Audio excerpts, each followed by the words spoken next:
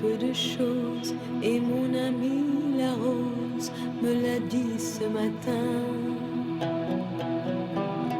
À l'aurore je suis née, baptisée de rosée, je me suis épanouie.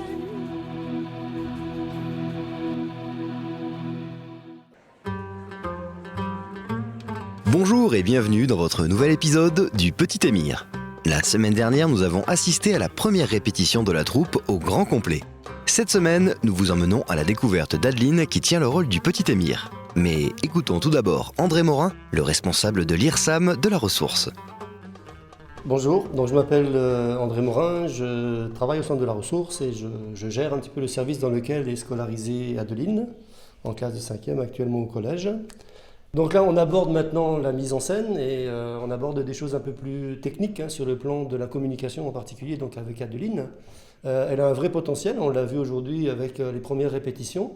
Mon rôle, ça va être justement un petit peu de faire passer un petit peu toutes ces finesses là, dont la mise en scène a besoin pour qu'elle puisse donner la pleine mesure de ce qu'elle est capable de donner en langue des signes, parce qu'elle a vraiment un vrai potentiel. Donc on va essayer de faire en sorte qu'elle puisse l'exploiter au maximum. Voilà.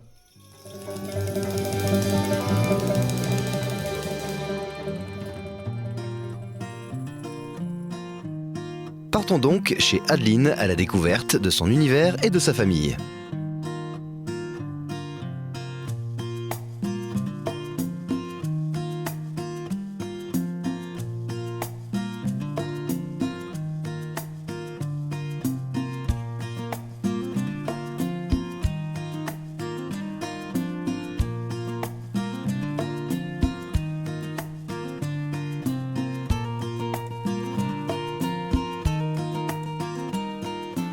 Je m'appelle Adeline, je suis sourde.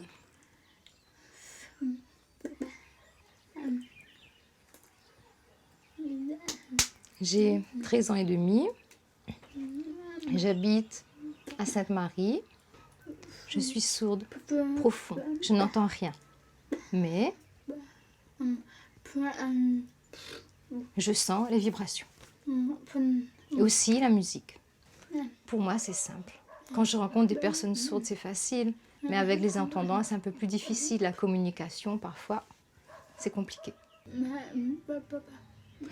Moi, je n'ai pas de problème. Je me sens sourde. Je me sens bien. Parfois, on sent qu'il y a des entendants qui nous rejettent. La relation est difficile.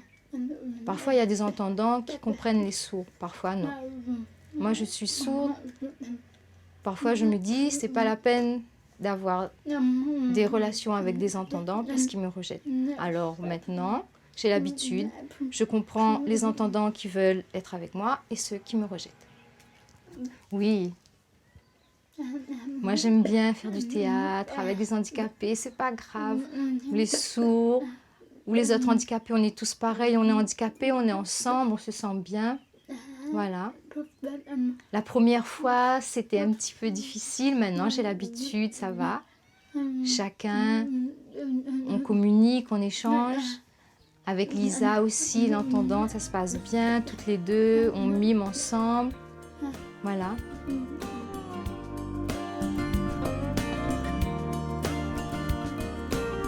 C'est maintenant au tour de Thomas de nous en dire un peu plus sur sa sœur.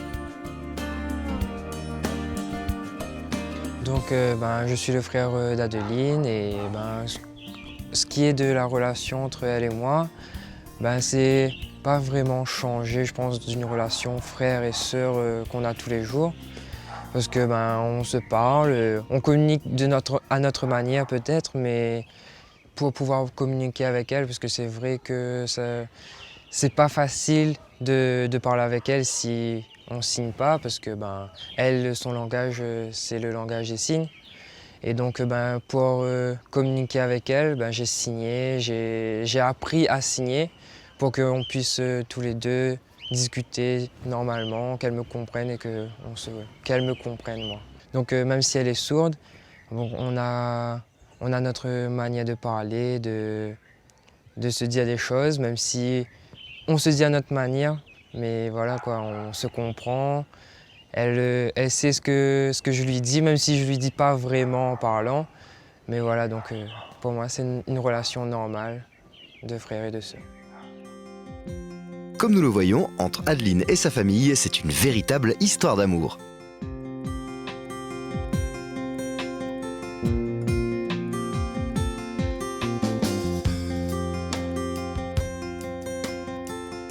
Voilà, je suis le papa d'Adeline et je suis artisan, je travaille sur toute l'île et je fais de la location de matériel.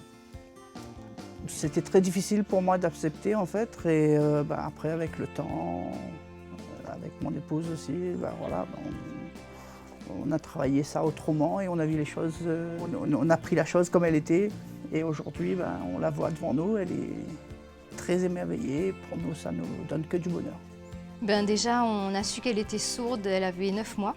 Donc, à partir de ce moment-là, il a fallu se relever parce qu'on tombe. Et il faut prendre le temps d'intégrer son enfant parce qu'on a une petite fille rêvée. Et puis, on se retrouve avec une petite fille pour laquelle il va falloir se battre. Se battre pour plein de choses. On se demande comment ça va se passer, est-ce qu'on va réussir. C'est tout un questionnement. Et puis après vient le temps de se mettre en route. Et puis il n'y a pas de questions à se poser. À ce moment-là, on ne se pose plus de questions, on se met debout et on fait ce qu'il y a à faire pour avancer, pour lui apporter tout ce dont elle a besoin. Donc c'est un investissement personnel et ça transforme la vie de la famille, c'est clair. Mais jusqu'à présent, elle nous a donné beaucoup de joie. Ouais, beaucoup de et joie. On a découvert grâce à Adeline des choses merveilleuses. Et elle nous apprend des choses tous les jours. Et la vie d'Adeline dans la société, c'est difficile. Et le regard des autres, ça fait mal. Ça fait mal. Heureusement, il y a aussi des personnes qui sont bien, qui sont intelligentes, qui sont ouvertes d'esprit et qui arrivent à venir vers Adeline, même sans savoir signer, en mimant ou en... voilà. Et ça passe. Alors le petit Émir, c'est la grande aventure pour cette année, puisque Adeline est très motivée. Elle a toujours aimé tout ce qui est théâtre, elle a toujours aimé jouer, elle a toujours aimé se déguiser. Donc pour nous, ça n'a pas été une grande surprise. Quand elle est rentrée, elle me dit « Maman, tu sais, il y a un projet de théâtre et tout avec les autres enfants et tout. » Je lui ai dit « Écoute, vas-y, si tu veux y aller, vas-y. » Donc ça lui apporte beaucoup de joie, c'est sa passion. Et donc pour nous, c'est naturel qu'elle ait eu envie de faire le petit Émir. Voilà. Donc c'est une belle histoire en plus, et puis elle est investie, elle est volontaire, même s'il y a une petite appréhension, ça lui apporte que du bien, et puis je suis sûre que ça va l'aider beaucoup plus encore à se sentir bien. Oui, c'est sûr et certain, vu comme l'handicap qu'elle a, et pour tout ça qu'on avait entendu au début quand elle était petite, aujourd'hui de la voir comme ça, oh là là, c'est énorme. Et c'est là vraiment, on voit vraiment avec une handicap, on peut s'adapter sans problème. Et aujourd'hui, quand je la vois comme ça, voilà quoi. C'est une plume. On peut être père, mais bon, on a un cœur comme tout le monde aussi, quoi. On voit sa fille grandir et c'est comme ça, quoi. Il y a des moments où on se sent seul. Et moi, avec la famille, on s'est senti seul à un moment donné, quoi. Mais après, on voit que bon, il y a quand même la ressource qui nous a donné la main, qui nous a permis d'avancer, de voir les choses autrement. Et aujourd'hui, voilà quoi. Pour moi, il n'y a plus d'évidence de dire que voilà, elle est comme ça, elle va grandir, elle aura ses difficultés comme tout le monde. Hein. Je n'attendais pas de la voir comme ça, aussi dynamique, fort, Vivante. voilà, vivante, quoi. C'est quelque chose de vraiment...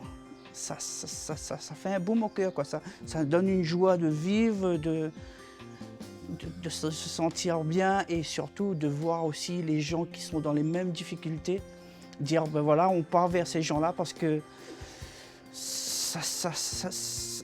comment il faut dire ça, ça nous donne une force d'avancer autrement et de voir les choses autrement. Après, voilà, quoi, on est des hommes, on est une famille et on a des points faibles comme tout le monde, quoi. Faut bien dire les choses comme des... Mais sinon, c'est Emeline, c'est Adeline avec sa petite sœur qui vient de naître actuellement. Ça l'a donné une vie très forte. Et c'est une joie pour la famille aussi, il faut bien dire. Mais tu sais, papa, comment il est? Ben oui, c'est comme ça. C'est la vie. C'est la vie, c'est... C'est la vie, c'est ma famille. Après ce joli moment en famille qui nous a permis de mieux savoir qui est Adeline, nous vous donnons rendez-vous la semaine prochaine pour la suite des répétitions et une partie de basket riche en émotions. À très bientôt!